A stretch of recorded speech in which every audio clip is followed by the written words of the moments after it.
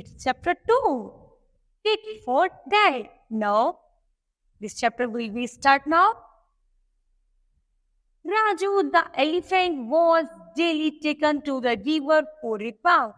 राजू जो एक हाथी था वो प्रत्येक दिन नदी पर नहाने के लिए जाया करता था. On his way to the river, Raju passed through the bazaar.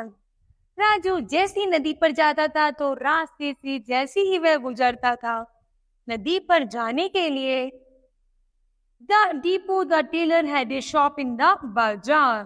तो दीपू जो एक दर्जी है उसकी दुकान भी बाजार में ही पड़ती थी. He made colorful paints and the shirts for children. वो बहुत रंग बिरंगे सुंदर सुंदर शर्ट और पैंट बनाया करता था बच्चों के लिए. Deepu like Raju very much. Deepu को राजू बहुत पसंद था. He waited for him to come at the fixed time. वह हमेशा उसकी प्रतीक्षा करता था. He gave him bananas and other fruits and bread. वह अक्सर उसे केला, ब्रेड या फिर फ्रूट्स भी दे दिया करता था. They became friendly with each other. वो दोनों बहुत अच्छे मित्र बन गए थे. Raju used to put his trunk inside the shop. Raju उसकी दुकान में टेलर की दुकान में अपनी सूट अंदर कर दिया करता था. People always gave him something to eat. और वह उसे कुछ खाने के लिए टेलर उसे कुछ खाने के लिए दे दिया करता था. One day एक दिन Deepu wanted to play a trick. Deepu के दिमाग में एक नई चाल सूझी. When Raju came, he did not welcome him. उसने जैसे राजू आया तो उसका स्वागत नहीं किया.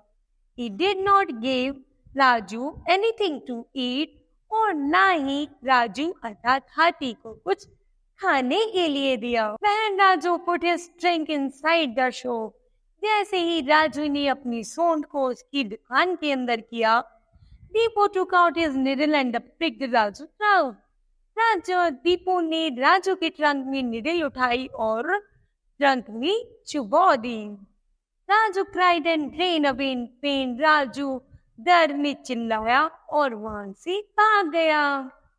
2 days later Raju came down to the river. 2 दिन बाद राजू फिर नदी के पास आता है and filled his trunk with water. और अपनी सूंड में पानी भर लाता है. He reached Deepu shop. और जल्द ही वह दीपू की दुकान में पहुंचता है and threw water everywhere. और सब जगह पानी फैला देता है. All the new clothes in the shop become wet. यहाँ तक कि दीपू की दुकान में जो भी नए कपड़े होते हैं वो पानी डलने से गीले हो जाते हैं. Raju shook his trunk and said. Raju अपने नाक सूंड को सुकेड़ता है और कहता है An elephant never forget. एक हाथी कभी नहीं भूलता. अर्थात एक हाथी अपना बदला लेना कभी नहीं भूलता. दीपू said. दीपू कहता I am sorry. Raju let's be friend again. चलो अब हम दोबारा से मित्र बन जाते हैं.